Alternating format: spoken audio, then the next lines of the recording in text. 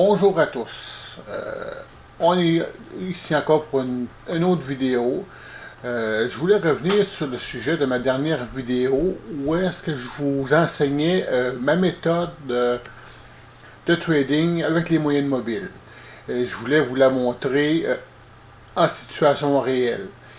Ici, on a le graphique de l'Ethereum. J'ai rentré en position ici le 29 avril. J'ai acheté un Ethereum, ça m'avait coûté 209 canadiens. Et puis, pour ceux qui ont vu ma vidéo sur cette technique-là, vous allez me dire que j'ai pas respecté ma stratégie, parce que tout le long ici, j'aurais été censé de sortir puis de revenir plusieurs fois. Sauf que le mouvement était pas... mon instinct me disait de rester parce que les mouvements n'étaient pas extrêmement violents, mis à part le mouvement qu'il y a ici. Moi, j'ai pas l'impression que c'est un mouvement véridique. C'est probablement plus un bug de la plateforme.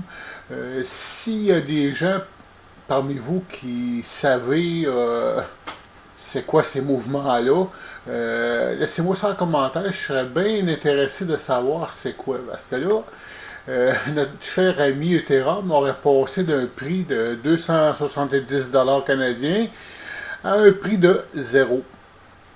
Puis il serait remonté aussi vite au prix qu'il était. Moi, j'ai plus l'impression que c'est une mauvaise manœuvre de la plateforme, car c'est une plateforme relativement nouvelle. C'est la plateforme de blockchain.com, la blockchain du Bitcoin. Alors, je disais, je suis resté en position malgré les mouvements des moyens mobiles qu'il y avait ici. Puis ça nous amène à aujourd'hui.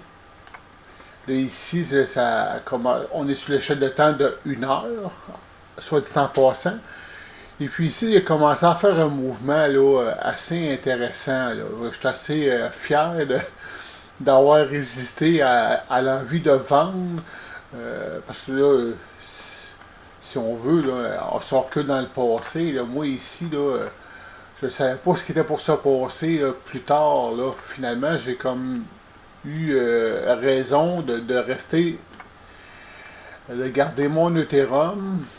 Là, aujourd'hui, je fais un profit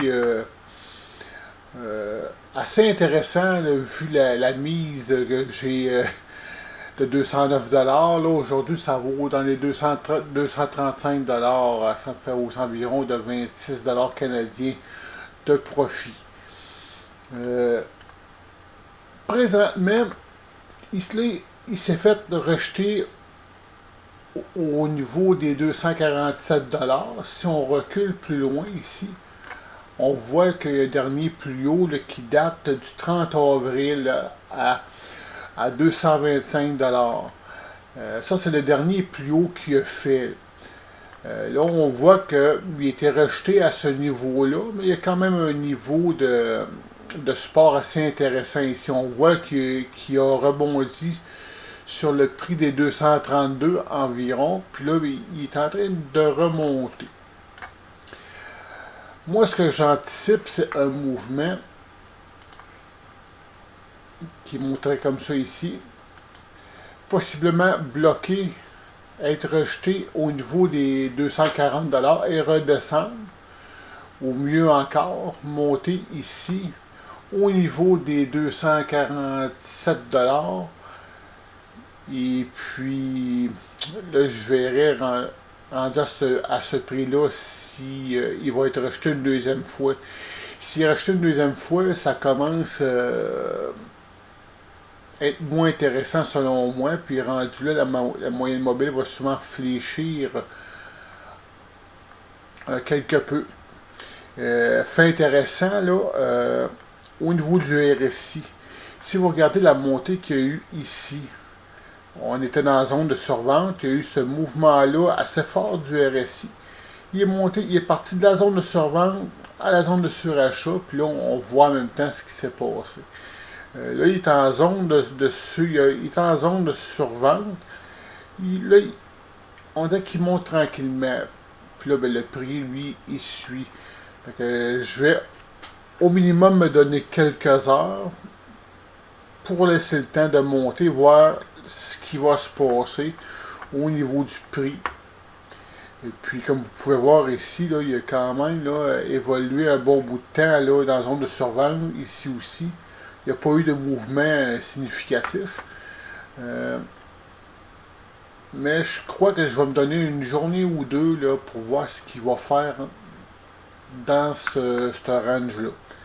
Si on va voir une échelle de temps plus grande au niveau des 4 heures, on va se replacer. Là, on voit ici que sur le 4 heures, on voit le rebond ici. Là, il a remonté.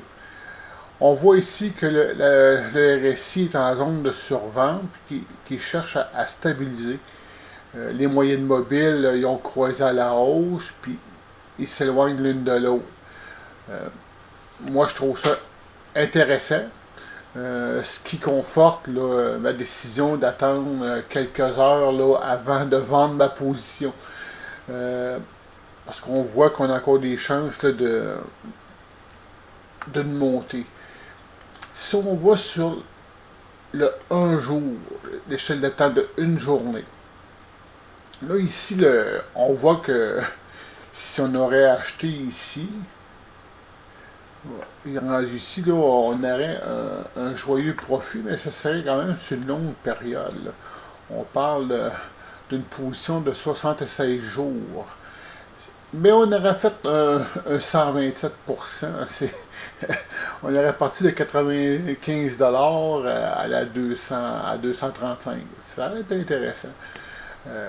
Rendu là, selon moi, c'est pas du trading, mais plus de l'investissement. Mais on voit que le mouvement au niveau des moyennes mobiles est moins intéressant. C'est plus au niveau de l'accumulation de côté. Puis le RSI cherche à casser à la baisse. Là. Il est en zone de survente. Fait qu'on peut d'ores et déjà anticiper peut-être un retournement de tendance. Là. On voit ici c'est pas un avalement baissier, mais je trouve que c'est une figure pas mal moins intéressante. Là. Je crois pas que je vais garder la position bien les journées. Soit en passant, là, la moyenne mobile pourrait très bien rapprocher et continuer vers le haut plus tard. Je ne ferai pas une vidéo bien longue aujourd'hui. Je voulais juste vous mettre en contexte une situation réelle au niveau de la stratégie que j'ai adoptée. La stratégie tourne depuis quand même plusieurs jours.